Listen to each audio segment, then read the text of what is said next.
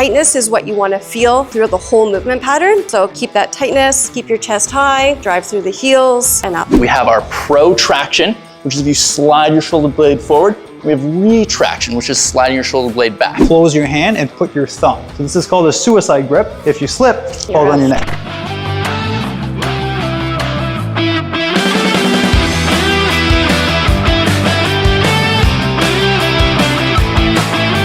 Put your arms up, shoulders down, and then back.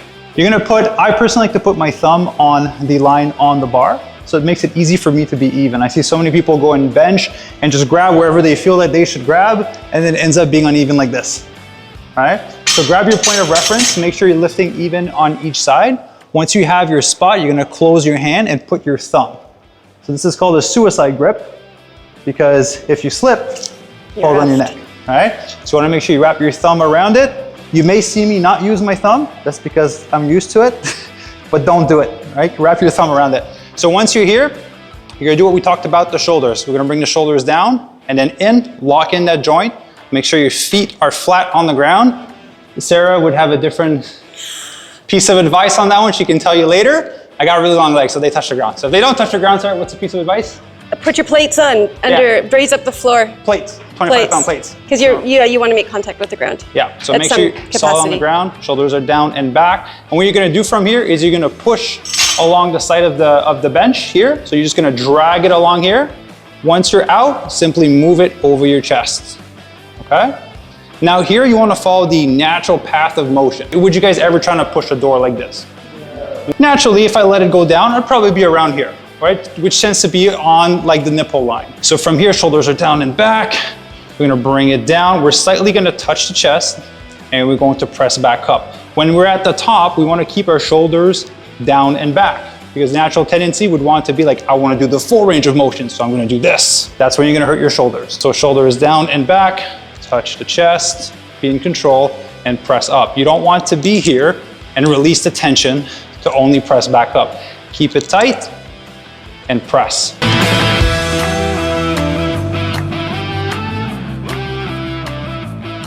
So how you get hip width is just, wipe your feet on the ground, jump a few times.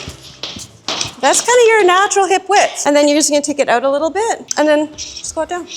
You wanna initially start the movement pattern with a very tight core. So like somebody punch you in the gut, that tightness is what you wanna feel through the whole movement pattern. So keep that tightness, keep your chest high, drive through the heels and up.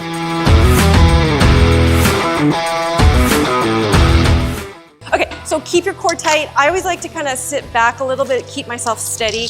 I give myself a double chin, and then you're just gonna push your bar overhead and back a little bit, and then slowly. So the back of the bar should be very close to your face. There should be no movement in the torso, so there shouldn't be any forward or backward rocking.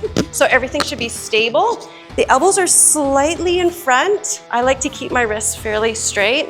Core is tight. You wanna lock out your arms. You don't wanna have spaghetti arms. Lock it out and then bring it back down in a slow and controlled manner. Okay, we're just gonna squat.